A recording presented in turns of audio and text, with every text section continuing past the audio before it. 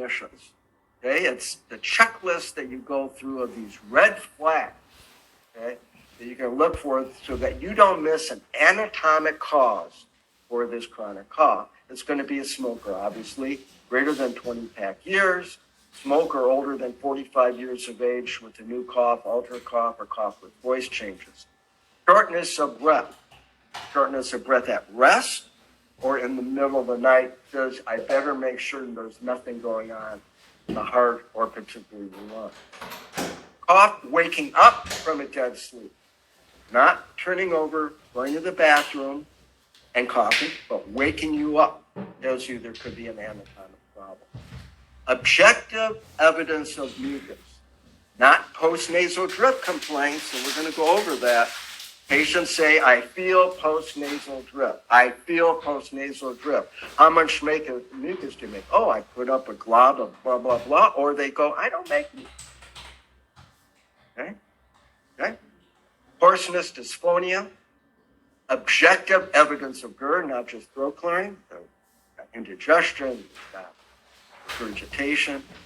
Obviously, an abnormal physical exam. Please examine your patients. More and more we're seeing that's not happening. Abnormal chest x-ray and anything that says, gee, I think this patient is sick. And if you go through all this, you'll generally catch everything you need to catch. So let's talk about some nuances of these different conditions. We'll talk about upper airway cough syndrome, which has been allegedly to be a major contributor to chronic cough. And we as allergists and ENTs really know how to take care of that. The mechanism of how upper airway will contribute to cough is that nasal inflammation from allergy or infection causes the tickle. Okay?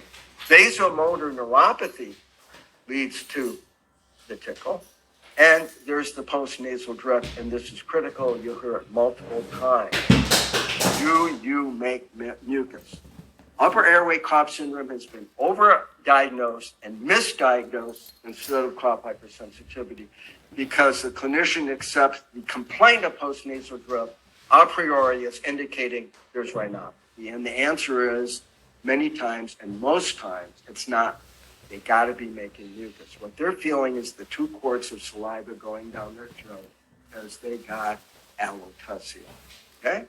And the question about mucus, my one statement is, which I know what the answer is, how often do you see upper airway cough problem, upper airway symptoms with only a cough? I defy any of you, if you've seen it, let me know. I've never seen it. Somebody's got something upstairs, they're giving me another symptom or sign other than cough. So this idea that upper airway can be cough is a silent presentation doesn't make sense. And when they say, yes, I make mucus, does a mucus precede the cough or is it the result of the cough? Okay? Very few people, I take these histories. I said, has anybody ever asked you that question before? And the answer is, okay? So, do you make mucus? And are these things that happen, the sneezing, the eye watering, the nose stuffiness, seen there when you're not coughing or preceding the cough, or is it after coughing for 2 minutes, you get a stuffy nose or runny nose and sneeze, which is a vasomotor response to the cough?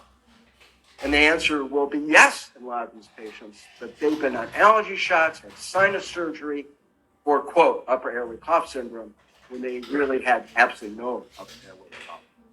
And the further concern is that in the guidelines is that you have to use a first-generation antihistamine to treat upper airway cough syndrome, not nasal steroids or second-gen. You got to use first-generation antihistamines. And the issue is there's data, and particularly clinical efficacy, showing that first-generation antihistamines, particularly, and we'll talk about slow-release chlorpheniramine, acts as a neuromodulator and turns off cough hypersensitivity.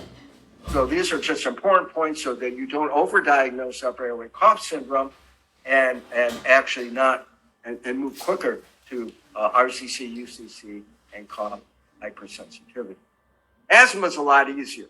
Okay, we do know that cough can be the, quote, only manifestation of asthma.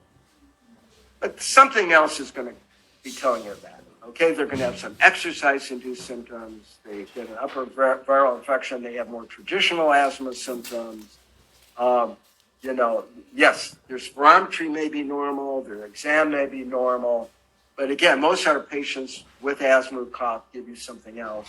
And furthermore, if you only have cough variant asthma, you will respond to therapy in a very short period of time. It's going to be very unusual for your cough variant asthma patient not to respond to a combination inhaled corticosteroid with a LABA. So this should be not much of an issue to try to parse out the fact that asthma is the etiology for this patient's cough. Next one you got to be aware of. I think we as allergists understand that primary care you may not, and that's non-asthmatic